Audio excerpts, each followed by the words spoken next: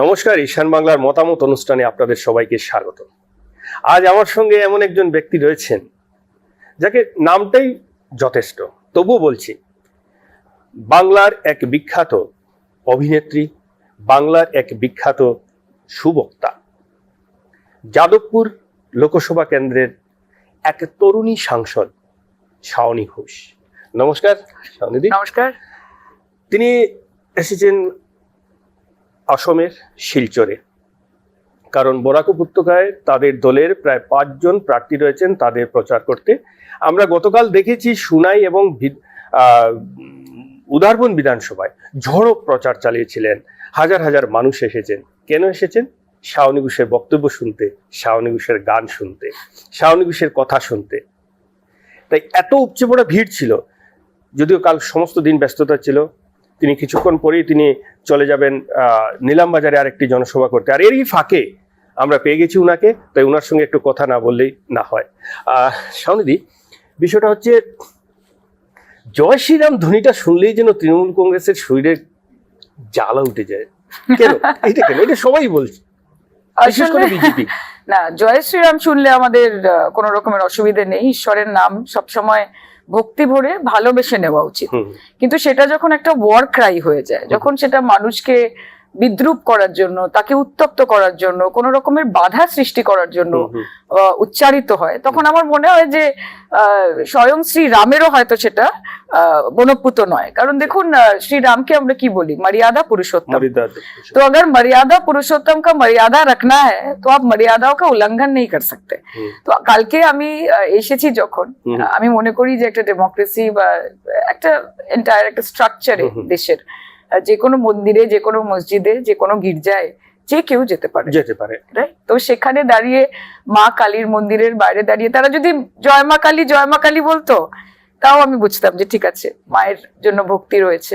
আমি আবার বলছি যে শ্রীরামের প্রতি আমাদের শ্রদ্ধা, আমাদের বিনম্রতা, আমাদের ভক্তি, কিন্তু ওনাকে বা তৃণমূল কংগ্রেস পার্টিকে কোনোদিন ঈশ্বরের নাম ইউজ করতে হয়নি বা এক্সপ্লয়েট করতে হয়নি টু গার্নার ভোটস।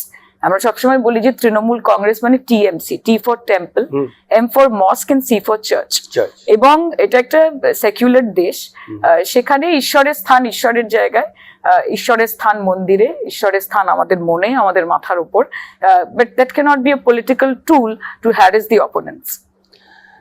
আপনি এই কথাটা খুব সুন্দর জবাব দিলেন, জয় শ্রীরাম। এবং কালকেও দেখেছি আপনি যখন মন্দিরে গিয়ে প্রবেশ করছেন, কিছু ছেলেরা জয় শ্রীরাম ধ্বনি দিচ্ছে, আপনি কোনো রিয়েক্ট করেননি, আপনি বরং হাত দেখিয়ে তাদেরকে আপনি গাড়িতে উঠেছেন। এখন আমি একটা কথা বুঝতে পেরেছি যে আমাকে যেমন অনেকে বিজেপির যারা সাপোর্টার তারা বলতেন যে Trinamool Congress is not a factor in Assam or in Barak. কালকে যখন আমি দেখলাম যে এটা হচ্ছে, আমার একদিকে ভালোই লাগলো এটা ভেবে যে নিশ্চয়ই তৃণমূল কংগ্রেস কোথাও একটা ফ্যাক্টর, এবং সেই জন্য হয়তো আমার আশাতে ওনাদের একটু জ্বালা ধরেছে। কিন্তু তারপরে আপনি কোনো কিছু রিয়েক্ট করেনি, আপনি পুজো দিয়েছেন, বেরিয়ে এসেছেন, বরং তাদেরকে আপনি হাত দিকে গাড়িতে উঠিয়েছিলেন। সে সময় আমি ছিলাম। কিন্তু তার ঠিক উল্টো একটা ছবি আমরা বাংলায় দেখতে পারি। যখন শুভেন্দু অধিকারী বাবু যখন কোনো ক্যাম্পিংয়ে গেলেন, তখন যদি সেখানে কোনো লোক জয় বাংলা বলে স্লোগান দেয়, তিনি রীতিমতো তেড়ে যান ওদেরকে মারতে। এই ঠিক উল্টো কিন্তু বিষয়টা। দেখুন, বিরোধী দলনেতা এমনিতে ওনার টেম্পারামেন্ট ওয়াইজ, ওনার টেম্পারামেন্টটা খুব সঠিক টেম্পারামেন্ট, পলিটিক্যাল টেম্পারামেন্ট নয়। আর আমরা মমতা ব্যানার্জির দল করি 40 বছর ধরে। She is one of the most astute politician in the entire country. তো সেখানে দাঁড়িয়ে ধৈর্য, স্থিরতা এবং সকল মানুষের প্রতি সম্মান।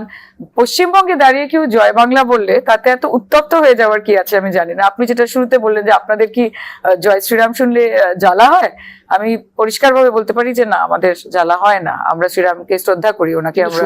কিন্তু শুভেন্দু বাবুর জয় বাংলাটা শুনলে হয়তো, কারণ উনি আসলে উনি তো তৃণমূল থেকেই বিজেপিতে গেছেন, কাজে ওই জয় বাংলাটা শুনলে হয়তো ওনার ওই আগের স্মৃতিগুলো হয়তো আবার চলে আসে পুরনো, যেখানে উনি মঞ্চে দাঁড়িয়ে নরেন্দ্র মোদী আমাদের দেশের মাননীয় প্রধানমন্ত্রীর বিরুদ্ধে নানান কথা বলছেন। তো উনি হয়তো সেটা ফেস করতে পছন্দ করেন না। তো it reminds him of his history. তো এবং বাংলা, বাঙালির প্রতি, বাংলার মানুষের প্রতি, বাংলা ভাষার প্রতি বিজেপির একটা সমস্যা তো রয়েছে। তারা they look down upon Bengalis. তো সেই ঘৃণাটাও হয়তো বেরিয়ে আসে জয় বাংলা শুনলে। যাই হোক, আমরা জয় শ্রীরাম, জয় বাংলার এই প্রসঙ্গে প্রথমে শুরু করেছি শাওনি ঘোষের সঙ্গে, এবার এসেছি সরাসরি রাজনীতিতে। আপনি শিলচরে অনেকবার এসেছেন, বিশেষ করে সুস্মিতা দেবের বাড়িতে আসেন, মানে একটা পারিবারিক আপনার সম্পর্ক আমরা দেখেছি। এবং সুস্মিতা দেবও যখনই আমাদেরকে পান আপনার কথা স্পেসিফিক্যালি প্রথমে কথা বলেন যে শাওনি। আপনি এবার এসেছেন নির্বাচনী প্রচার করতে। কাল দুটো নির্বাচনী প্রচার আপনি করেছেন, উদারবন্দে সোনাইতে শাহজাহান। আপনার কি মনে হচ্ছে, সিনারিটা কি মনে হচ্ছে এই দুইটা সমষ্টি? I think that we are improving every day. আমি সুস্মিতা দির কথা বলবো, ওনাকে আমি বিগত 3-4 বছরে যতটুকু চিনেছি ত্রিপুরা থেকে, উনি মাটি কামড়ে পড়ে থাকার মানুষ, এবং উনি যেরকম ভাবে মানুষের কাছে যাচ্ছেন, পৌঁছচ্ছেন মমতাদির বার্তা নিয়ে, সিম্বলটাকে এস্টাবলিশ করার জন্য, ইট ইজ কমেন্ডেবল। এবং কালকে ওনাকে আমি একটি স্টেজ থেকে বলছিলাম যে এবারে যারা আমাদের ক্যান্ডিডেটও হয়েছে তাদের নানান রকম ডাইভার্স ব্যাকগ্রাউন্ড, প্রত্যেকে শিক্ষিত, ভদ্র মানুষ, তাদের মানুষের সঙ্গে যোগাযোগ রয়েছে নানান স্তরের, সেটা যুবক যুবতী হোক, সেটা বয়স্ক লোকেরা হোক, সেটা মহিলারা হোক। তো সেই কানেকশনটা কিন্তু বোঝা যায়, এবং তারা প্রত্যেকেই কিন্তু মানে সুবক্তা নিজেরাও। কালকে আমি যখন দেখছিলাম তাপসদা বক্তব্য রাখছেন বা শাহজাহান ভাই বক্তব্য রাখছেন, এই যে মানুষের সঙ্গে কানেক্ট করা, এবং সাধারণ ব্যাকগ্রাউন্ড থেকে, মধ্যবিত্ত ব্যাকগ্রাউন্ড থেকে তারা এসেছে, তাদের কারোর যে প্রচুর প্রচুর অ্যাসেট রয়েছে, বাড়ি রয়েছে, গাড়ি রয়েছে, প্রত্যেকে উচ্চ শিক্ষিত, এবং তারা শাহজাহান বাবু একজন professor, yes yes is a botanist, আমি শুনলাম যে উনি এসিএস অফিসার, রাইট। তো তারপর আপনার উদারবন্দে দিয়েছেন ইনকাম ট্যাক্সের বড় একজন অফিসার, রাইট। তো এটা একটা বড় পাওনা, এবং সংগঠন তো দেখুন সময় লাগে। আমাদের সবথেকে বড় প্লাস পয়েন্ট হচ্ছে মমতা ব্যানার্জি, এমন একটা নাম যেটা হয়তো অভিজিৎ দা আপনিও এগ্রি করবেন, ওনার বড় বড় ক্রিটিকরাও এই কথা বলেন যে চোখে চোখ রেখে লড়াই করা, এবং বিজেপির মতো একটা এত সর্ববৃহৎ শক্তি, তাকে দমন করার ক্ষমতা বা স্পৃহা বা মেরুদণ্ড যদি এই মুহূর্তে দেশে কোনো মুখ্যমন্ত্রীর মধ্যে থেকে থাকে বা কোনো অপোজিশন লিডারের মধ্যে থেকে থাকে, তাহলে প্রথম সারির নাম কিন্তু হবে মমতা বন্দ্যোপাধ্যায়। এটা এখানেও চর্চা, রাইট। এবং এটা কিন্তু শুধু গ্রাউন্ডে লড়াই করা না, আজকে রাজ্যের মানুষের স্বার্থে, বাংলার মানুষের স্বার্থে একটা কালো কোড গায়ে দিয়ে উনি সুপ্রিম কোর্টে গিয়ে সওয়াল করছেন। এটা তো একটা বড় প্রাপ্তি। ডেমোক্রেসিকে বাঁচাতে হলে ডাইনামিক হতে হয়, মানে ভয় পেলে চলবে না। বিজেপির কাছে সব আছে, আপনিও জানেন। আজকে আপনি যদি একটা বেফাস কথা বা প্রশ্ন করে ফেলেন বিজেপিকে, কালকে আপনার কাছে একটা সামন যাবে, কোনো না কোনো ডিপার্টমেন্ট থেকে আপনার চ্যানেলের কাছে একটা সামন যাবে। তো এইগুলোকে প্রতিরোধ করার ক্ষমতা খুব জরুরি, এবং সেটা দিদির রয়েছে, মানুষের কাছে সেই বার্তা গেছে। এন্ড আই লাভ শিলচর, আমি কারণ ভাষার একটা কমফর্ট রয়েছে, মানুষের সঙ্গে যখন যাই রাস্তাঘাট দিয়ে দেখা হয়, আমি তাদের চোখে মুখে দেখতে পারি যে আমাদের মধ্যে কিন্তু একটা আত্মীয়তা রয়েছে। এবং শাওনি ঘোষকে খুব ভালো করে শিলচরের মানুষ, সেটা তো শাওনি ঘোষের নাম শুনলে একটা ক্রেজ থাকে, ও শাওনি এসেছে। যেমন আজকেই সকালবেলা আমাকে একজন জিজ্ঞেস করছে, অভিজিৎ তুমি কোথায় যাচ্ছ? আমি বলছি না, শাওনি ঘোষের একটা, আরে আচ্ছা, আরো একটা বিষয় যেটা, এটা আমি বাংলার রাজনীতিতেও যাচ্ছি, বাংলার রাজনীতি নিয়ে আপনাদের বিরোধী পক্ষ বিজেপির সব থেকে বড় অভিযোগ অনুপ্রবেশ। এবং অসমে এসে কেন্দ্রীয় গৃহমন্ত্রী একটা কথাই বলেন, অসমে অনুপ্রবেশ হচ্ছে না, কিন্তু বাংলা থেকে অনুপ্রবেশ হচ্ছে অসমে। আচ্ছা, বাংলা থেকে অর্থাৎ পশ্চিমবঙ্গ থেকে অনুপ্রবেশকারীরা অসমে প্রবেশ করছে, অসমে কোনো অনুপ্রবেশকারী প্রবেশ করতে পারছে না। আচ্ছা, এই বিষয়টাকে আপনি কিভাবে? সবার আগে ওনার রিজাইন করা উচিত, স্বরাষ্ট্রমন্ত্রীর। মমতা ব্যানার্জি তো দেশের স্বরাষ্ট্রমন্ত্রী নন। বর্ডার কার হাতে? বিএসএফ কার হাতে? সিআরপিএফ, সিআইএসএফ, আরপিএফ কার হাতে? বর্ডার সিকিউরিটির দায়িত্ব যেই স্বরাষ্ট্রমন্ত্রীর হাতে, উনি এখন ভিকটিম কার্ড খেলে বলছেন যে অনুপ্রবেশ হচ্ছে। আপনি আটকান না, আপনাকে কে বারণ করেছে? তো উনি যখন সেটা করতে ব্যর্থ, উনি অন্যদেরকে কি বলছেন? মমতা ব্যানার্জি তো হাত ধরে অনুপ্রবেশকারীদেরকে ঢোকাচ্ছেন না। আমি আমার পার্লামেন্টের বক্তৃতাতেও বলেছিলাম, শুনেছি, আপনি বলছেন যে মমতা ব্যানার্জি অনুপ্রবেশকারীদের ঢোকাচ্ছেন। অনুপ্রবেশকারীরা কি হোয়াটসঅ্যাপে ভারতে ঢুকছে, নাকি জিমেলে ঢুকছে, না ফেসবুক মেসেঞ্জারে ঢুকছে? বর্ডার দিয়ে আসছে। তো বর্ডার কার দায়িত্বে আছে? দেখুন, একটা পলিটিক্যাল ন্যারেটিভ ওনাদেরকে তৈরি করতে হবে। আজকে আপনারা দেখেছেন আসামে এনআরসি করেছে, 6 বছর ধরে একটা প্রক্রিয়া, মানুষকে হ্যারাস করা, ultimately result zero. It is a failed process. 16 কোটি টাকা খরচা হয়েছে, 19 লক্ষ মানুষের নাম বাদ গেছে, তার মধ্যে আমি যতদূর জানি প্রায় 11 লক্ষ হিন্দু। ডিটেনশন ক্যাম্প তৈরি করা হয়েছে। তো আপনি, আপনার কাঠামো রয়েছে, আপনার পাওয়ার রয়েছে, আপনার টাকা রয়েছে, আপনার রিসোর্স রয়েছে, কিন্তু সেই রিসোর্স আপনি জনসাধারণকে হ্যারাস করার জন্য ইউজ করছেন। আপনি অনুপ্রবেশকারী আটকান না, আপনি তো বাংলায় এসআইআর করলেন, আপনারা বলেছিলেন বাংলায় নাকি 1 কোটির বেশি বাংলাদেশি রয়েছে, রোহিঙ্গা রয়েছে, এখনো একজনের নাম আপনারা বার করতে পেরেছেন? একজন রোহিঙ্গা, একজন বাংলাদেশি? ইলেকশন কমিশনকে জিজ্ঞেস করলে তারা বলে যে না, এটা স্বরাষ্ট্র মন্ত্রকের দায়িত্বে পড়ে। স্বরাষ্ট্রমন্ত্রীকে জিজ্ঞেস করলে তিনি বলছেন যে না, এটা ইলেকশন কমিশনের দায়িত্বে পড়ে। মানে একটা গোলপোস্টের একটা বল পাস করা হচ্ছে আর কি, ওই কোর্টে বল, ওই কোর্টে এই কোর্টে বল। কিন্তু এইসব কথাবার্তা বলে দেখুন, দেশের সুরক্ষা, অভ্যন্তরীণ সুরক্ষা, এগুলো তো আমাদেরও প্রেরোগেটিভ। আমরা কেন চাইবো যে বাংলাদেশ থেকে বাংলায় মানুষ এসে তারা বাংলার মানুষের যে রিসোর্স, তাদের যে অপরচুনিটি, সেটার উপর থাবা বসাবে? আমরা কেউই চাইতে পারি না। কিন্তু যদি স্বরাষ্ট্রমন্ত্রী বলে থাকেন যে এরকম হয়ে যাচ্ছে, তাহলে উনি মেনে নিচ্ছেন যে উনি স্বরাষ্ট্রমন্ত্রী হিসেবে ব্যর্থ, উনি পারছেন না কিছু করতে। He should immediately step down. ওনার আরো একটি বক্তব্য আমরা শুনি, যেটা অসময়ে এসে তিনি বলেন যে এখানে যারা অবৈধ যারা রয়েছে তাদের বোল্ডোজার লাগিয়ে হিমন্ত বিশ্ব শর্মা সরকার তাদেরকে সাফাই করে দিচ্ছেন, সেই সব যারা অনুপ্রবেশকারী তাদেরকে ধরে বের করে দেয়। কিন্তু বাংলায় মমতা ব্যানার্জি একটি বিশেষ সম্প্রদায়কে বেশি গুরুত্ব দিচ্ছেন শুধু ভোট ব্যাংকের জন্য, সেটা কি সত্যি? আচ্ছা, আমি অভিজিৎ আপনাকে জিজ্ঞেস করি, ভারতবর্ষ একটি সেকুলার দেশ, হ্যাঁ, সেখানে হিন্দুদের যেরকম স্থান, আমরা সংখ্যাগুরু অবশ্যই, সেখানে কিন্তু সংবিধানে লেখা আছে যে ইটস এ সেকুলার কান্ট্রি, এখানে সর্বধর্ম সমন্বয়, সবার ইকুয়াল অপরচুনিটি, সকলকে প্রোটেকশন দেওয়ার দায়িত্ব এবং মাইনরিটিকে স্পেসিফিক্যালি প্রোটেকশন দেওয়ার দায়িত্ব কিন্তু সরকারের, সংবিধানের। তো মমতা ব্যানার্জি যদি তাদেরকে গুরুত্ব দেন বা তাদেরকে, তাদের সোসাইটি, তাদের সমাজকে আপলিফট করার চেষ্টা করেন, তাহলে সেটা হয়ে যাচ্ছে আপনার অ্যাপিজমেন্ট। এবং তারা যদি, যেখানে বিজেপি ওপেনলি ক্যামেরার সামনে বলছে, হিমন্ত বিশ্ব শর্মা বলছে মিয়াকে খেলাও, মিয়াকে ঠ্যাঙাও, ওনার সবার উপরে নাম আছে যে উনি হেট স্পিচ দেন এবং মানুষকে উনি উস্কান, যে এখানে সাম্প্রদায়িক দাঙ্গা লাগানোর জন্য বিজেপি ফেমাস। আপনারা জানেন সেটা গুজরাটের হিস্ট্রি থেকে শুরু করে যেখানে যেখানে দেশের সাম্প্রদায়িক দাঙ্গা হয়েছে, ধর্মের নাম নিয়ে মানুষে খুনোখুনি হয়েছে, কাটাকাটি হয়েছে, সেখানে সবার আগে নাম এসছে বিজেপির। বিজেপি শিক্ষা নিয়ে আলোচনা করতে চায় না, বিজেপি স্বাস্থ্য নিয়ে আলোচনা করতে চায় না, বিজেপি বেকার যুবক যুবতী তাদের ফিউচার নিয়ে আলোচনা করতে চায় না। হিন্দু মুসলমানটা is a very easy policy to follow. ব্রিটিশরাও তো করেছিলেন, মানে একটা মেরুকরণের সাম্প্রদায়িক দল বিজেপি। একদিকে হিমন্ত বিশ্ব শর্মা বলছে মিয়া ভাগাও, অন্যদিকে আমাদের বিরোধী দলনেতা বলছেন যে আমি মুসলমানরা আমার ভাই, আমার বোন, আমি তাদের ভোট চাই, তারা আমাকে ভোট দেন, আমার দুঃখ। আরে ভোট কেন দেয় না? আজকে দেশের প্রধানমন্ত্রী মিডল ইস্টে গিয়ে শেখদেরকে জড়িয়ে ধরছেন, তাদের সাথে এক জায়গায় বসে ডিনার খাচ্ছেন। আর যখন নিজের দেশের মুসলমানদের সুরক্ষার ব্যাপার আসছে, তখন তাদের দলের নেতারা যে ধরনের শব্দ উচ্চারণ করছে, যে ধরনের কথা বলছে, আপনি একজন সাধারণ মানুষ হিসেবে, একজন ডেমোক্রেটিক পার্সন হিসেবে, আপনি কি সেটা সমর্থন করেন অভিজিৎ দা? হিন্দু খতরে মে হ্যায়।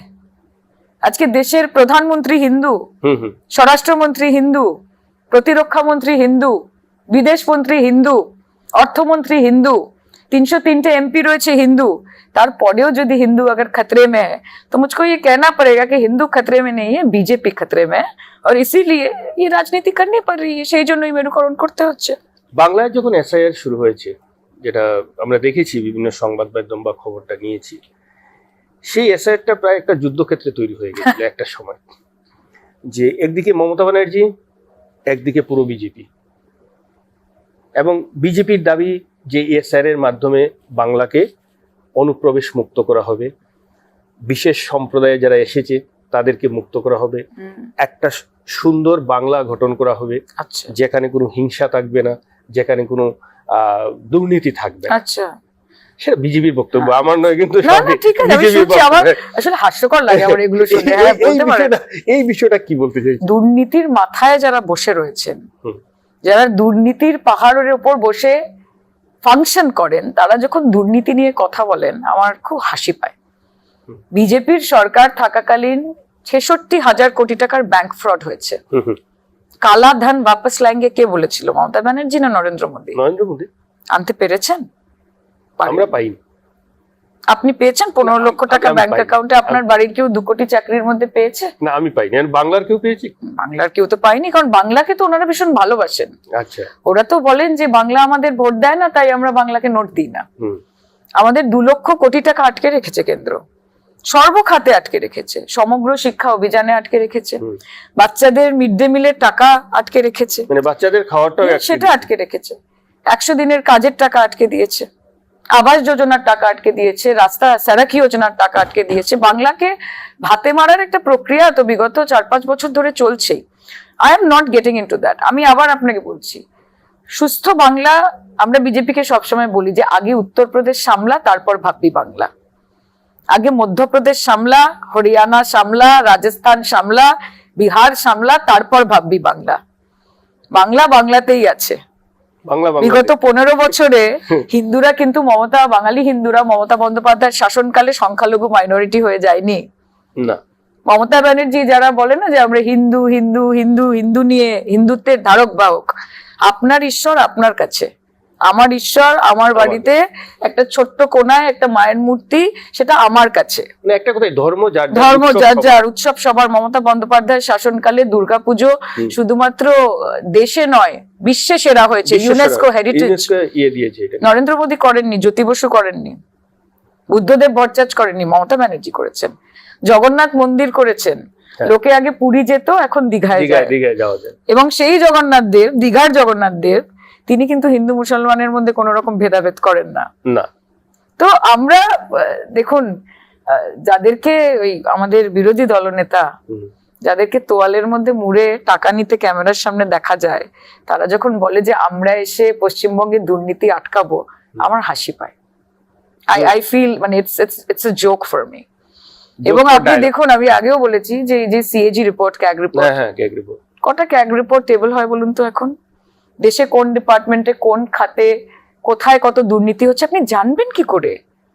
সেটাই তো আটকে দিয়েছে, যে লোকে জানতেই পারবে না যে দুর্নীতি হচ্ছে, তাহলে আর কথা বলবে কোত্থেকে? আর একটা বিষয় যে বিজেপি দল বলছে এখন বিভিন্ন জনসভায় তাদের বড় বড় নেতৃত্বরা, যে বাংলায় এসআইআর করে তৃণমূলকে এবার আটকাবে তারা। হ্যাঁ, তো ইলেকশন কমিশন অফ ইন্ডিয়া এবার নির্বাচনে কি হবে? আপনি উত্তর দিয়ে দিলেন না, যে আমরা ইডি দিয়ে আটকাতে পারিনি, আমরা সিবিআই দিয়ে আটকাতে পারিনি, আমরা নানান নেতা মন্ত্রীকে কারাপশন চার্জে তুলে তাদেরকে আমরা আটকাতে পারিনি, সবাইকে প্রমাণ না করার ফলে ছেড়ে দিতে হয়েছে। আপনাদের সিবিআই ইনভেস্টিগেট করে উঠতে পারেনি, চার্জশিট দিতে পারেনি। আপনারা বাংলার টাকা আটকে দিয়েছেন, আটকাতে পারেননি। মমতা বন্দ্যোপাধ্যায় নিজের জোরে নিজের দমে মানুষের টাকা দিয়েছেন, বাংলার বাড়ি দিয়েছেন, মানুষকে 100 দিনের কাজের টাকা দিয়েছেন, আপনারা আটকাতে পারেননি। তো এখন ইলেকশন কমিশন অফ ইন্ডিয়া, যেটা দেশের একটা নিরপেক্ষ কমিশন হিসেবে আমরা জানতাম, সেটা তো এখন ভারতীয় জনতা পার্টির ইলেকশন কমিশন হয়ে গেছে। সেটা কি আজকে এসআইআর এর সাংবিধানিক কোনো ইলেকশন কমিশন নয়? না, আপনার মনে হয় সেটা? আজকে এসআইআর প্রক্রিয়া শুরু হওয়ার আগে বিজেপির নেতারা বলছেন 1,25,00,000 নাম বাদ যাবে। কি করে বলতে পারেন আপনি? মানে অ্যাডভান্স। আজকে ইলেকশন হওয়ার আগে বিরোধী দলনেতা বলছে 177টা সিট আমরা জিতবো। আপনি কি করে জানেন যে 177টা সিটই আপনি জিতবেন? আসলে এরা না, অভিজিৎরা ভাবতে পারেনি যে Mamata Banerjee is going to take this fight this far. এরা ভেবেছিল যে আমরা হরিয়ানাতে করে ভোট চুরি করে বেরিয়ে গেছি, আমরা মহারাষ্ট্রতে ভোট চুরি করে সরকার গঠন করে নিয়েছি। এরা জানে না যে বাঘের মুখে হাত দিয়েছে, হাতটাও চলে যেতে পারে, হাতটা চলে যেতে পারে। এবং মমতা ব্যানার্জি যে সুপ্রিম কোর্টে তৃণমূল কংগ্রেস এবং এখন অব্দি যাদের নাম বাদ গেছে ট্রাইব্যুনালে, মমতা ব্যানার্জি ডিক্লেয়ার করেছে যে আমি যতগুলো মানুষের নাম বাদ গেছে ট্রাইব্যুনালে আমরা ভলেন্টারি লয়ার দিয়ে, আমরা নিজেরা তৃণমূল কংগ্রেস লয়ার দিয়ে আপনাদের জন্য কেস লড়বে।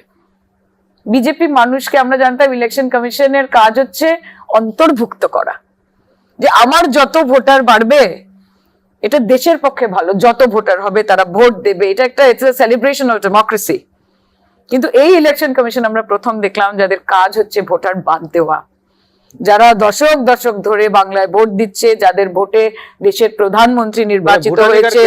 হ্যাঁ, আগে কি হতো, ভোটার নির্বাচন করতো যে সরকার কার হবে, আর বিজেপির জমানায় সরকার ঠিক করছে যে ভোটার কে হবে, উল্টো। আচ্ছা, আপনার হয়তো কিছুক্ষণ পরে আপনার প্রচার রয়েছে, নিলাম বাজারে যেতে হবে। শেষ একটা প্রশ্ন, অসমের মুখ্যমন্ত্রীকে নিয়ে, ডক্টর হিমন্ত বিশ্ব শর্মা। আমার কিছু বলার নেই, উনি যে ধরনের কথা বলে আমার লজ্জা লাগে। যে উনি একটি সাংবিধানিক পদে বসে আছেন, যেখানে ওনার সবাইকে একসাথে নিয়ে চলার কথা, সেখানে উনি শুধু বৈষম্যের রাজনীতি করছেন, ভোট ব্যাংকের রাজনীতি করছেন। এবং এইসব তো আরো অনেক পরের কথা। আসামের জন্য কিছু প্রমিস ছিল তো, অনেক প্রমিস ছিল, অনেক প্রমিস ছিল। আমি দেখছিলাম আজকে গতকাল আসার সময় যে লেখা আছে যে বন্যা মুক্ত শিলচর করতে পেরেছেন? এত বছরের সরকার, আপনারা 12 বছর কেন্দ্রে রয়েছেন, সেকেন্ড টার্ম হতে চলেছে আসামে, সবাই বানের জলে ভেসে যায় আর উনি একটি বোটে করে এসেন, একটু রিলিফ ছুড়ে দেন, একটু হাত নেড়ে চলে যান। মামা মামা মামা ওনার যারা সাঙ্গ পাঙ্গ রয়েছেন তারা স্লোগান দেন। সাধারণ মানুষ তো তো কাতার মেই শিলচরের সব থেকে বড় প্রবলেম আমি শুনছিলাম, যেখানে আছি দিদি কাজ নেই, আমরা কলকাতায় যাচ্ছি কাজের জন্য, দিদি আমাদের কাজ নেই, আমরা পশ্চিমবঙ্গে কাজের জন্য। Please correct me if I am রং। আজকে ন্যূনতম মর্যাদা আমাদের জন্য কিছু করতে হবে না। আমরা বাংলায় খুব ভালো আছি। মমতা ব্যানার্জি আপনাদের সকলের আশীর্বাদে, ভারতবর্ষের মানুষের আশীর্বাদে, বাংলার মানুষের আশীর্বাদে উনি 4র্থবার পশ্চিমবঙ্গের মুখ্যমন্ত্রী হবেন। এবং ঈশ্বর যদি চান, আল্লাহ যদি চান, জিসাস ক্রাইস্ট যদি চান, গুরু নানক যদি চান, সকলে যদি চান, আমরা তো সেকুলার, আমাদের সবার আশীর্বাদের দরকার হয়। উনি দেশের প্রধানমন্ত্রী হবেন আগামী দিন। উনি মুখ পশ্চিমবঙ্গের নয়, ওটা ভারতবর্ষের ফেস উনি। কিন্তু আমরা চাই যে শিলচরের মানুষ বা গোটা আসামের মানুষ, যাদেরকে এত বছর ধরেই বলে না ললিপপ, বিহারের ইলেকশনে কি হয়েছে, নীতিশ কুমারকে দেখিয়ে ভোট নেওয়া হয়েছে মুখ্যমন্ত্রী, প্রথমে ললিপপ দেখিয়েছে, তারপর নিমের দাঁতন ধরিয়ে দিয়েছে। হ্যাঁ, এবার আপনি রাজ্যসভায় গিয়ে ঘুমান, তো ললিপপ দেখা তো उसके बाद নিমের দাঁতন দিয়ে দিয়েছে। তো এটা তো বিজেপির নেচার, দে আর ফ্রডস। ওরা নিজেদেরকে ছাড়া আর কিছু জানে না, ওরা কিছু মানে না। পার্লামেন্টে কোনো বিল তার আলোচনা করে না, তারা মহিলাদের সম্মান দেয় না। উইমেন রিজার্ভেশন বিল আনছে অভিজিৎ দা, আপনারা এখন যা করছেন, মমতা বন্দ্যোপাধ্যায় 10 বছর আগে সেটা করে দিয়েছে। উইমেন রিজার্ভেশনের জন্য, মহিলাদের সশক্তিকরণের জন্য কোনো বিল লাগে না, দিল লাগে, উইল লাগে। সেটা দিদি করেছে। আমরা বলি যে নিয়ত সহি তো মুরাদ পুরি, ইন্টেনশনটা ঠিক হতে হবে। বিজেপির ইন্টেনশন ঠিক নেই। এবং আসামেও হিমন্ত বিশ্ব শর্মার, ওনার অনেক কারাপশনের চার্জ আছে, আমাদের থেকে বেশি আপনারা জানবেন, আপনারা গ্রাউন্ডে থাকেন। আগে ওই বলি না যে আগে ওই অন্য কারোর দিকে কাদা ছড়ার আগে দেখে নিন যে নিজের হাতটা পরিষ্কার আছে কিনা, দেখতে হবে সেটা। ঠিক আছে, এত কর্মব্যস্ততার মধ্যে যে আমাকে সময়টা দিয়েছে ওই বাংলার মতামত অনুষ্ঠানে, আমি ধন্যবাদ জানাচ্ছি আপনার প্রতি অনেক কৃতজ্ঞতা এবং ধন্যবাদ। আপনারা পাশে থাকবেন এবং সুস্মিতা দি খুব চেষ্টা করছেন। আমি অন্য কোনো সাংসদকে কোনোদিন, আসামের যারা সাংসদ আছে তাদের দেখি না যে তারা শিলচরের মানুষ, আসামের মানুষ, নর্থ ইস্টের মানুষকে নিয়ে কোনো সওয়াল তুলে সুস্মিতা দেব ছাড়া। কাজে উনি যেরকম লড়াইটা ওখানে চালাচ্ছেন, মমতা দি যেরকম গ্রাউন্ডে থাকছেন, আমরাও আসছি দিদির বার্তা নিয়ে। আপনারা পাশে থাকবেন। সুস্থ পরিবেশ চাই, উন্নয়ন চাই এবং মানুষের আশীর্বাদ চাই, এইটুকুই চাই। তাহলে আপনাকে আবারও অসংখ্য ধন্যবাদ। থ্যাংক ইউ সো মাচ, ভালো থাকবেন। আমাদের অনুষ্ঠান এখানেই শেষ করছি। তাহলে ভালো থাকুন, সুস্থ থাকুন, নমস্কার।